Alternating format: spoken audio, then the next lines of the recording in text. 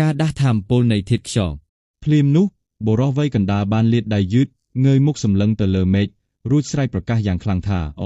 ខ្យល់ដ៏អស្ចារ្យឲ្យសូមប្រទានពរជ័យដល់ប្រជារាស្ត្រទ្រង់ហើយជួយឲ្យពួកគេបានយល់ពីអត្ថន័យពិតនៃខ្យល់ផងចុះខណៈពេលកំពុងសូត្រមន្តរាងកាយរបស់គាត់ក៏ចាប់ផ្ដើមឡើងហើមធំរោមពណ៌ប្រផេះលីខៀវបានដុះចេញពីស្បែកខណៈអាវរបស់គាត់ត្រូវបានរហែកដាច់ចេញពីគ្នាបង្ហាញឲ្យឃើញសាច់ដុំយ៉ាងមាំមួនព្រមទាំងមានពន្លឺពណ៌ខៀវបាញ់បញ្ចេញពីរាងកាយរបស់គាត់ផងដែរនេះជាកម្រិតទី4ឬទី5នេះគឺជាចំណាប់អារម្មណ៍ដំបូងរបស់ທາງសានអាចនិយាយបានថាបុរសវ័យកណ្ដាលម្នាក់នេះគឺជាមនុស្សដែលមានអំណាចបំផុតដែលគេធ្លាប់បានជួបធាតុខ្យល់ដ៏ក្រាស់ឃ្មឹកបានបង្រួមចូលគ្នាភ្លាមធ្វើឲ្យបរិយាកាសជុំវិញពោពេញទៅដោយធាតុខ្យល់កាន់តែខ្លាំងរួចបានរំពាត់ក្មេងទាំង10នាក់នោះម្ចាស់ត្រកូលចកខ្យល់បានងាកទៅមើលសង្ឃនារីរួចនិយាយថាការគ្រប់គ្រងធាតុខ្យល់របស់វាងយ៉ានហ្វេងពិតជាមានការរីកចម្រើនជាងមុនច្រើនណាស់សង្ឃនារីទប់វិញដោយទឹកមុខស្ងប់ស្ងាត់ថាយ៉ាងណាមិញគេនៅតែមានឈាមចូលជាទាសករកម្រិតកម្ពូលរបស់គេគឺត្រឹមថ្នាក់ទី4ប៉ុណ្ណោះទោះជាយ៉ាងណាមនុស្សនៅតែមានជំនាញក្នុងការគ្រប់គ្រងខ្លះហើយពេលនេះគេគ្រាន់តែធ្វើបានល្អជាងមុនតែប៉ុណ្ណោះចំណែកឯលោកវិញលោកម្ចាស់លោកមិនគួរចំណាយពេលសំងំលេងតែជាមួយពួកចៅញីទាំងនោះទេលោកគួរតែងាកមកផ្ដោតលើការបង្កើនកម្លាំងវិញទើបល្អបើមិនដូច្នោះទេលោកច្បាស់ជាត្រូវគេចំអកកម្ដងទៀតក្នុងពិធីធំរបស់ត្រកូលយើងនៅប៉ុន្មានឆ្នាំខាងមុខនេះជាមិនខានយីបែបនេះទឹកមុខម្ចាស់ត្រកូលចកខ្យល់ក៏ប្រែជាឡើងរឹងមួយរំពេចរួចទើបថាខ្ញុំយល់ហើយការទម្លុះកម្រិតថាមពលរបស់ທາງសានក្មេងទាំង10នាក់ដែលកំពុងស្រូបយកធាតុខ្យល់ត្រូវបានហុំព័ទ្ធដោយពន្លឺពណ៌ខៀវស្រទន់ທາງសានបង្រួញភ្នែកបន្តិចហើយស្ងប់អារម្មណ៍ទទួលយកភាពសម្បូរបែបនៃធាតុខ្យល់នោះគេមានអារម្មណ៍ថាដាវខ្យល់ដែលគេធ្លាប់គ្រប់គ្រងហាក់ដូចជាកំពុងរងឥទ្ធិពលអ្វីម្យ៉ាងគេបានសាក់លបងដឹកនាំថាមពលដាវខ្យល់នោះយ៉ាងប្រុងប្រយ័ត្នដោយបញ្ចូលវាជាមួយនឹងខ្សែស្រឡាយឈាមរបស់គេដែលធ្វើឲ្យកម្លាំងថាមពលចាប់ផ្ដើមប្រែប្រួលភ្លាមនោះគេក៏ដឹងថាធាតុខ្យល់ដ៏ក្រាស់ឃ្មឹកនៅជុំវិញខ្លួនហាក់ដូចជាត្រូវបានគេស្រូបយកក្រោយពេលឈាមចូលមានការផ្លាស់ប្ដូរថាមពលដាវខ្យល់ក៏កំពុងប្រមូលផ្ដុំគ្នាគេពិតជាឆ្លាតនិងមានបទពិសោធន៍ច្រើនណាស់គេយល់ភ្លាមថាមូលហេតុដែលដាវខ្យល់និងពន្លឺខ្លាឃិនរបស់គេពីមុនមិនអាចវិវត្តទៅមុខបានគឺមិនមែនមកពីដែនកំណត់នៃឈាមចូលតែមួយមុខទេតែដោយសារតែខ្វះការប្រមូលផ្ដុំធាតុដែលមានគុណលក្ខណៈដូចគ្នាឥឡូវនេះស្ថិតក្នុងចំណោមធាតុខ្យល់ដ៏ច្រើនបែបនេះដាវខ្យល់របស់គេច្បាស់ជាទទួលបានឥទ្ធិពលជាមិនខានក្រហមស្រាប់តែពេលនោះក្នុងចំណោមពួកគេទាំង10នាក់មានយុវជនម្នាក់ដែលរូបរាងប្រែប្រួលខ្លាំងជាងគេបានស្រែកឡើងសម្លៀកបំពាក់របស់គេហែកដាច់រោមដុះពេញខ្លួនរាងកាយហើមធំជាងមុនហើយមានពន្លឺពណ៌ខៀវបញ្ចេញចេញពីកែវភ្នែកវាងយ៉ានហ្វេងភ្នែកភ្លឺឡើងរួចក្រវីដៃបង្កើតជាខ្យល់គួចទាញយកយុវជននោះមកកំខាងនេះជាសញ្ញាបញ្ជាក់ច្បាស់ថាគេបានប្រឡងជាប់ហើយທາງសានមិនប្រញាប់បញ្ចេញសមត្ថភាពទេធាតុខ្យល់ដ៏ក្រាស់បែបនេះមិនងាយមានក្នុងធម្មជាតិឡើយដូច្នេះហេតុអ្វីមិនឆ្លៀតឱកាសនេះស្រូបយកវាឲ្យបានច្រើនដើម្បីទម្លុះកម្រិតថាមពលខ្លួនឯងអ្វីដែលគួរឲ្យភ្ញាក់ផ្អើលមនុស្សទី2ដែលមានប្រតិកម្មគឺគ្មាននរណាក្រៅពីក្មេងស្រីលីងមូស៊ឺដែលនៅក្បែរគេនោះទេរាងកាយនាងអណ្ដែតឡើងបន្តិចដោយមានពន្លឺពណ៌ខៀវព័ទ្ធជុំវិញវាងយ៉ានហ្វេងបានទាញនាងចេញមករួចនិយាយថាឈាមចូលរបស់នាងមិនសូវខ្លាំងទេប៉ុនតែនាងស័ក្តិសមជាមួយធាតុខ្យល់បានល្អជាងបន្តិចក្រោយមកທາງសានក៏ចាប់ផ្ដើមបញ្ចេញថាមពលដាវខ្យល់ប្រវែងប្រហែល3អ៊ីនក៏លេចឡើងនៅក្នុងបាតដៃរបស់គេ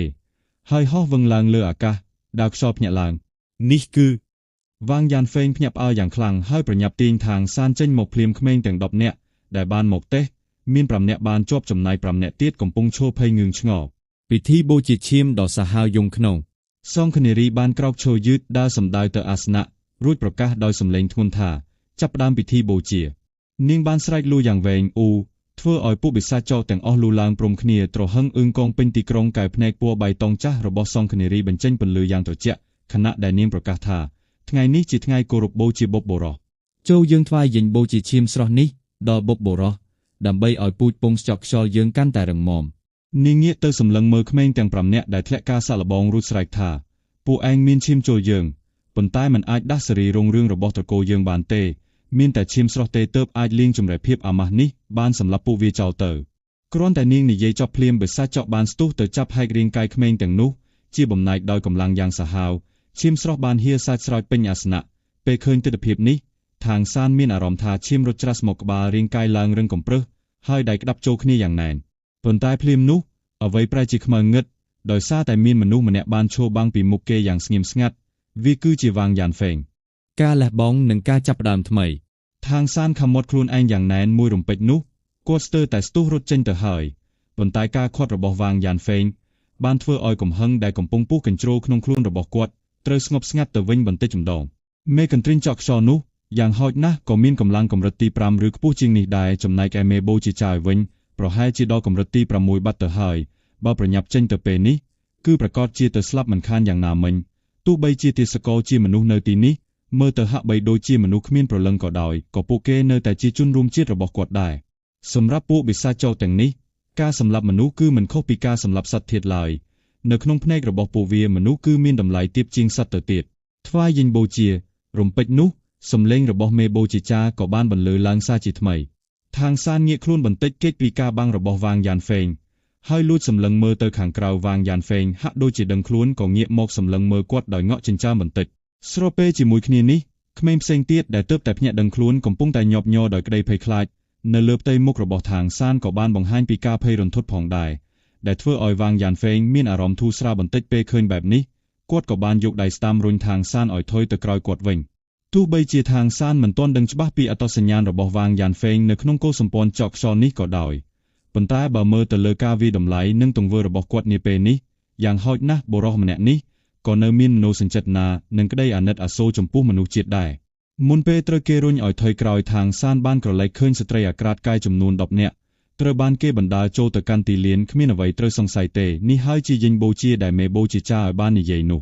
រាងកាយរបស់ທາງសានញ័រចំប្រប់គាត់ពិតជាមិនចាំបាច់ធ្វើពុតតតែសោះ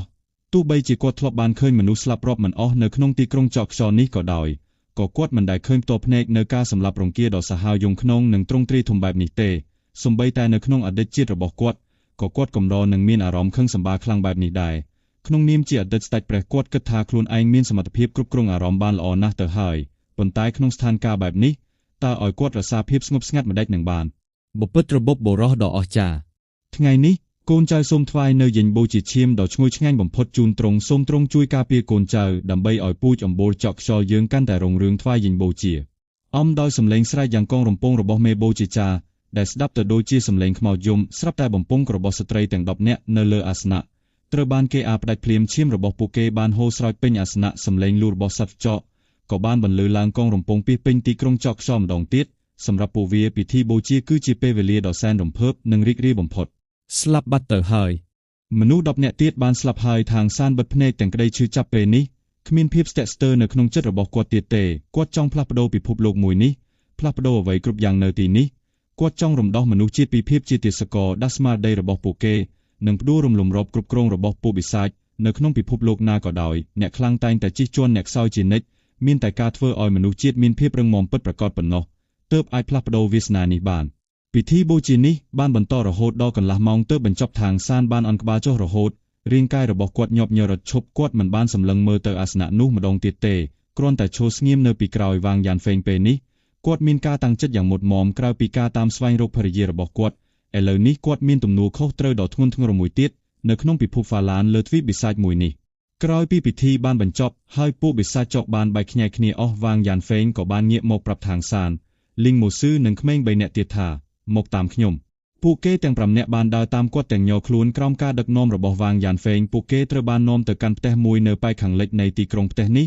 មានលក្ខណៈខុសប្លែកស្រឡះពីផ្ទះដែលពួកគេធ្លាប់រស់នៅក្នុងភូមិវាជាផ្ទះពីរជាន់សាងសង់ឡើងពីឈើនិងថ្មមានទីធ្លីខាងមុខនិងព័ទ្ធជុំវិញដោយរបងឈើដែលលាតសន្ធឹងលើផ្ទៃដីប្រមាណ100ម៉ែត្រការ៉េវាងយ៉ានហ្វេងបានរុញទ្វាររបងហើយនាំពួកគេទាំង5នាក់ចូលទៅខាងក្នុងទ្វារផ្ទះក៏បើកឡើងហើយស្ត្រីដ៏ស្រស់ស្អាតម្នាក់បានដើរចេញមកពេលឃើញវាងយ៉ានហ្វេងត្រឡប់មកវិញនាងក៏ប្រញាប់ដើរចូលទៅជិតរួចខ្សឹបសួរថាចប់ហើយមែនទេ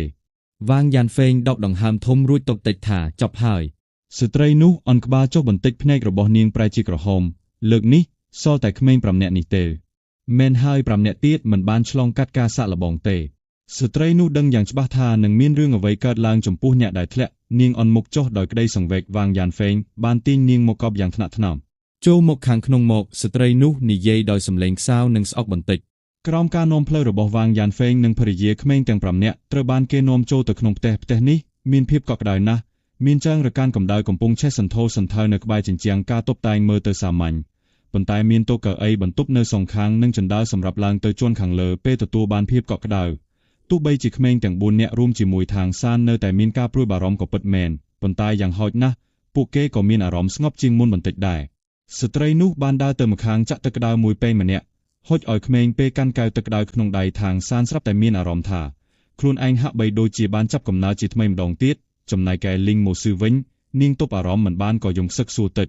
វ៉ាងយ៉ានហ្វេងដកដង្ហើមធំរួចនិយាយថាពួកឯងពិតជាមានសំណាងប៉ុន្តែក៏អភ័ព្វដែរពួកឯងត្រូវបានគេជ្រើសរើសទើបទទួលបានជីវិតថ្មីនេះក្មេង